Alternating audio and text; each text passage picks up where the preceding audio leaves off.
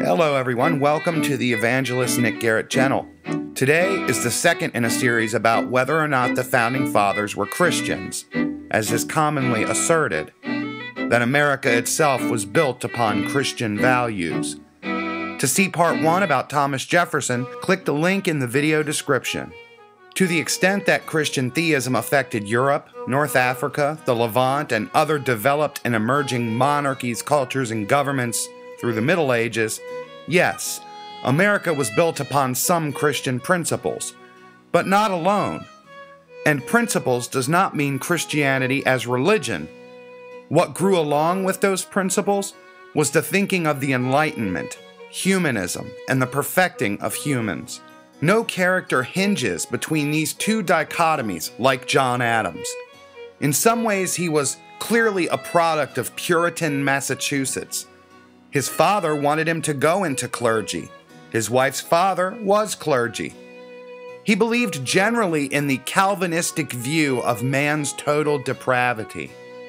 But in some of his writings, he does deviate from those ideas almost in wondering and talking through his own ideas. Belief in man's depravity puts him at direct odds with the humanist thinking about the perfecting of man. The cumulative belief of his life on that point seems to be Calvinistic, puritanical, but also influenced by Enlightenment thought to the extent that he did not believe the idea of inerrancy was limited to biblical writers. He talks about some works in the realm of their divinity. Some of his views changed over his life. For example, he believed firmly in a symbolic meaning for the account of Genesis of the apple, the snake, Adam, and Eve. His beliefs come out in the way he talks through his own defects and assets of character. He once wrote to his wife in a sarcastic and defeated way, "I never write or talk upon divinity. I've had more than I could do of humanity." He wrote this in 1800 while campaigning against Thomas Jefferson for a second term as president. The one-time friends, Jefferson and Adams, engaged in one of the dirtiest campaigns in political history, and it was only the third election. Jefferson's hired pen, James Callender, accused Adams in writing of taking a German and a French mistress. The baseless accusations said Adams sent the German mistress back home because she could not hang with the French one.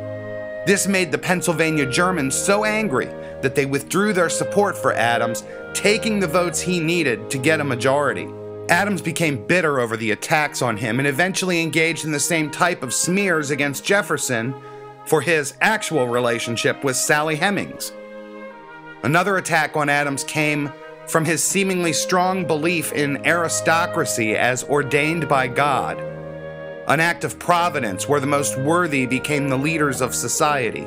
Alf Mapp, author of The Faiths of Our Founders, notes that in one letter to Thomas Jefferson, Adams quotes Theognis. "When we want to purchase horses, asses, or rams, we inquire for the well-born, and everyone wishes to produce from the good breeds. A good man does not care to marry a shrew, the daughter of a shrew, unless they give him a great deal of money with her." In the letter, Adams transitioned into his own commentary. Theognis lived 540 years before Jesus Christ. Has science or morals or philosophy or criticism or Christianity advanced or impoverished or enlightened mankind upon this subject, and shown them that the idea of the well-born is a prejudice, a phantasm, a point, no point, a gape, fly away, a dream? I say it is the ordinance of God Almighty in the constitution of human nature and wrought into the fabric of the universe. Adams had a firm belief in the Creator God as objectively existent.